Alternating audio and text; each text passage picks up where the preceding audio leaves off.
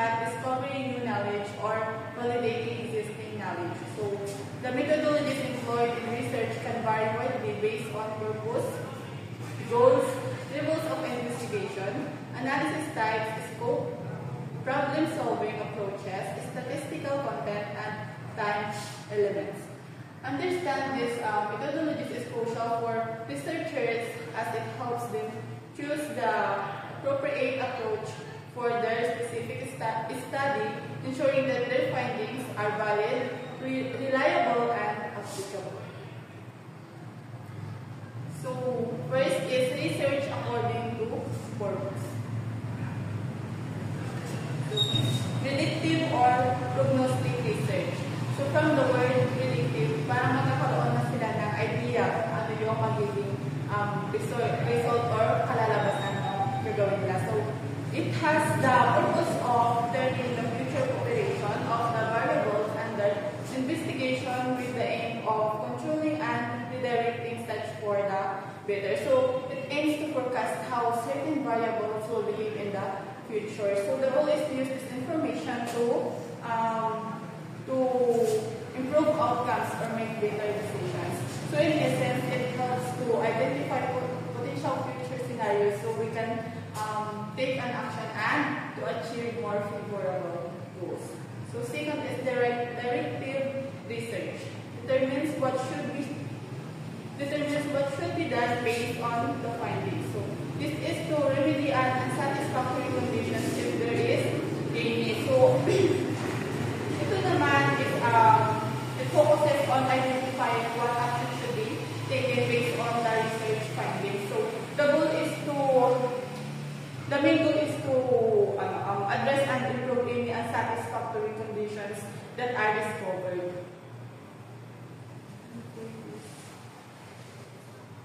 Illuminative research is concerned with the interaction of the components of the variables being investigated. As for example, interaction of the components of educational system and aims to show the connections among students' characteristics, organizational patterns, and policies and educational consequence. So ito naman focuses on identifying how different components within a system interact with each other. So for instance, in education, it examines how factors like students' characteristics, structure, organizational structures, and policies influence each other and ultimately affect educational outcomes. So second is research according to goal. Okay, basa na.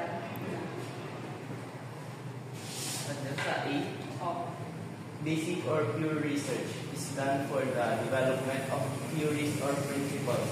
It is conducted for the intellectual pleasure for learning. Much of this kind has been done in psychology and sociology.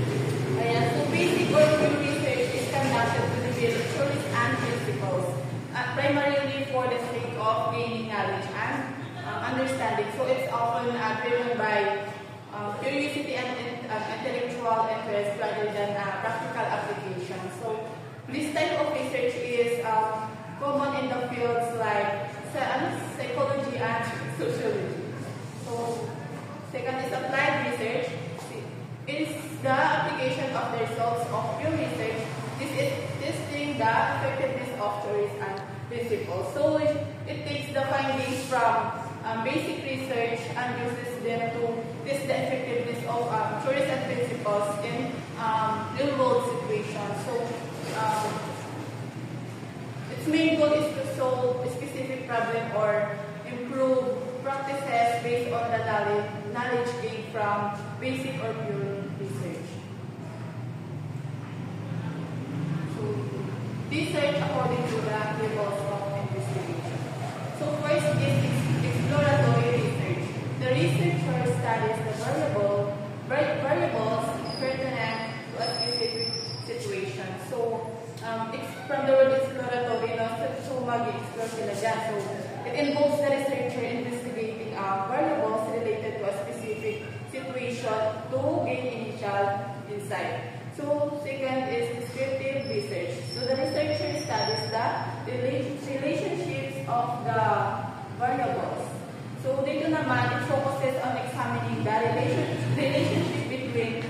variables and often to describe patterns and trends. So last is experimental research. The experimenter studies the effects of the variables on each other. So it looks at how the variables affect each other by conducting controlled experiments to observe the outcomes. And so research according to the type of analysis naman tayo. So first is analytic approach. The researcher attempts to identify and isolate the components of the research situation. So dito, it involves the researcher breaking down a research situation to identify and isolate its individual components for detailed study.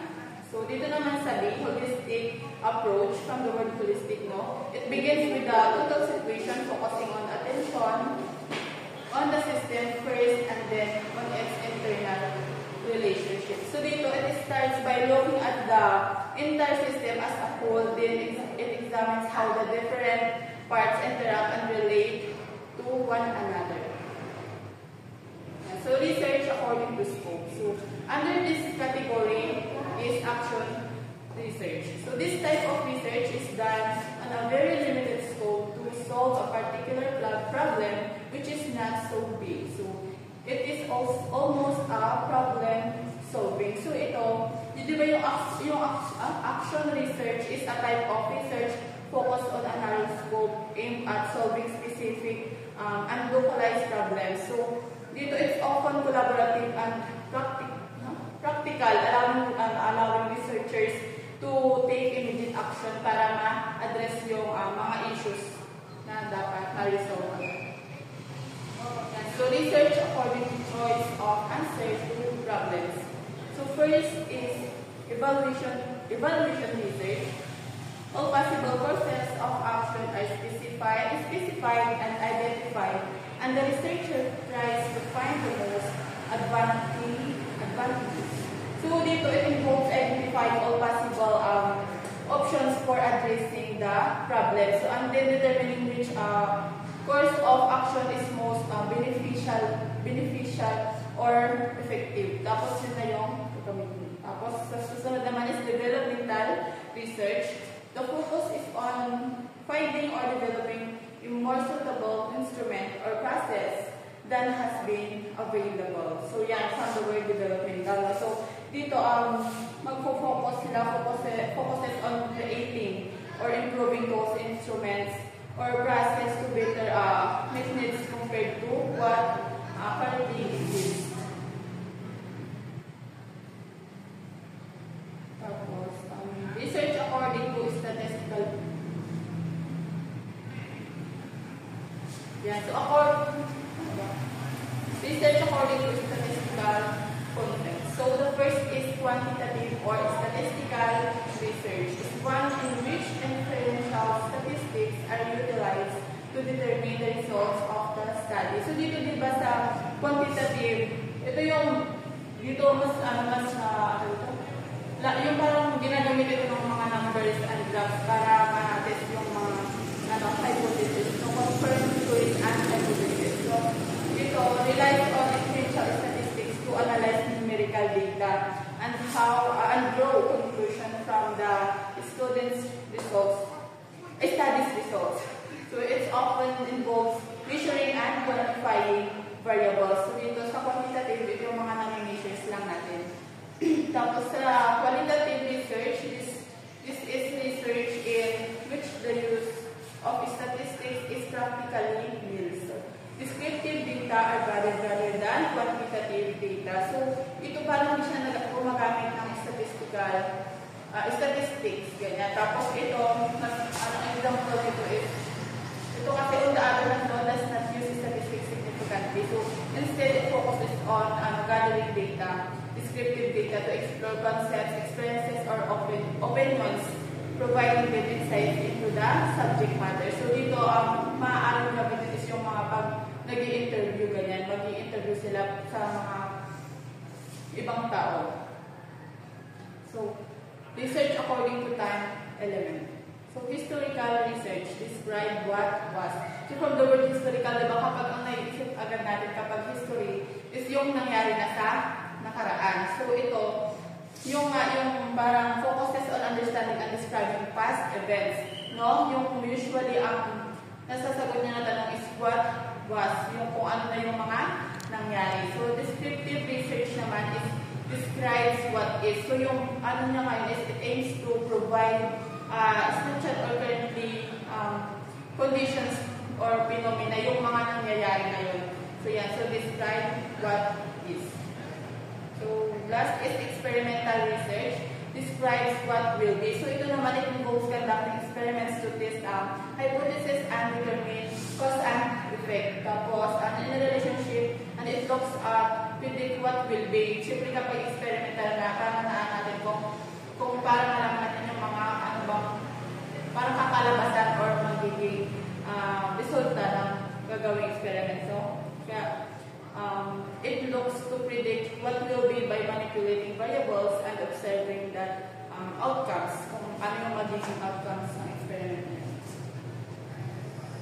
Alright. So, understanding these diverse research methodologies equips researchers with the tools necessary to conduct effective studies, leading to meaningful contributions to their field. So, each methodology serves a unique purpose and is suited for different types of inquiries. So, ultimately, enriching the body of knowledge in various disciplines. So, yun lamang po. Maraming